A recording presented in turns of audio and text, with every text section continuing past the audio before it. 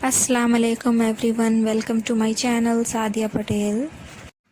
Our today's recipe is mash dal dahi bade or urad dal dahi bade. So let's get started. These are the ingredients that we need to make our dahi bade. This is soaked mash dal or moong dal that we have taken as 1 cup, 250 grams of yogurt and some green masale, coriander, mint leaves and chilies and salt and pepper. So in a mixing jar I'm gonna add the soaked mash dal, and then I am adding the green masale, coriander leaves, mint leaves and few green chilies. That might be 4 to 5 as per your taste.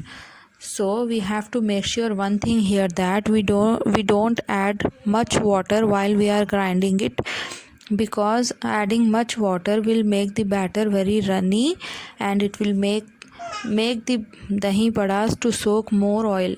So we just need to add 2 teaspoons of or 2 tablespoons of oil, and then the batter is ready. To the mash dal batter add 1 teaspoon of salt along with 1 teaspoon of carom seeds or ajwain. After adding salt and ajwain, mix them well with the mash dal batter. Apart from being deep fried, these mash dal bhajiyas are very healthy as they only contain mash dal and no other dal or rice or any batter. So I find them very healthy. Meanwhile, we have heated up a kadai or a pan to fry them. Here I am making salty water because whenever the bhajiyas or the dahi badas are fried, we will take them out in this water, salty water. In short, we will be giving them salty water bath.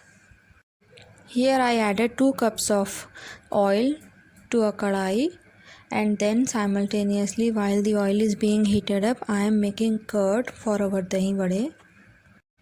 In a serving bowl, I am adding the whole 250 grams of curd. We have to make sure that the consistency of the curd is not so runny like water and not so thick like curd.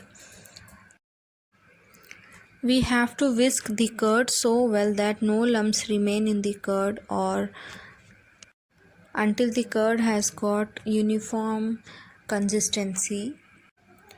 Make sure that we add enough water to this so that the curd is not runny neither thick.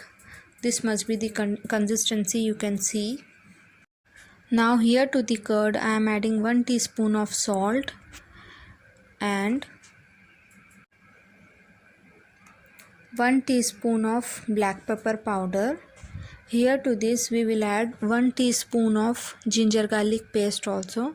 Some people add green chilli paste instead of black pepper. I am so obsessed with the health benefits of black pepper, so I accommodate in any dish black pepper. It's a must for me. It tastes really well. Finally, we added half a teaspoon of ginger garlic paste. Mix all of them together, and then we need to add some coriander and mint leaves to give them a green look. Now you can see that our oil is heated up. I am going to put the vadas in the hot oil. Remember to keep the flame on medium to low heat. Pour the vadas in hot oil with the help of a spoon. You can do it with the help of your hand also, but I usually prefer using spoon. Fry them in hot oil on medium to low heat by flipping them one side on or the other. In this way the vadas will be cooked well from inside and outside. We have to fry them until they get golden brown or reddish brown color. You can see here our vadas are golden brown in color. Now we are dipping them in salty water. By bathing the vadas in salty water, we are removing the excess oil from the vadas. That's why I called it as a healthy recipe. The recipe is healthy, yummy and totally filling. We have to keep the vadas in salty water for 2 minutes, and then after 2 minutes we have to shift them to our curd or yogurt. I have fried them in various batches. It depends on you what quantity you want. According to that you fry your vadas. We have to follow the same process for every batch. First soak them in salty water and then wait for 2 minutes and then take them out from the water and dip them in curd. Our dahi vadas is almost ready at this stage, but I have few more batches to be done. So I am frying all of them and putting them in the curd. So I fried all the vadas unless my batter was over, and after frying all of them I shifted all of them to the serving bowl in the curd. Now I am giving my dahi vadas a final touch by garnishing it with some coriander and mint leaves and a pinch of chaat masala sprinkled all over the surface. At this stage you can also give tadka to your dahi vada by adding a little bit of oil along with some zeera and rye mustard seeds and some dry red chilies, but I usually don't add oil unnecessarily to any dish, so this is the way I prepare. And trust me, not giving tadka to your dahi vade does not make any difference in the taste, so I avoid using oil.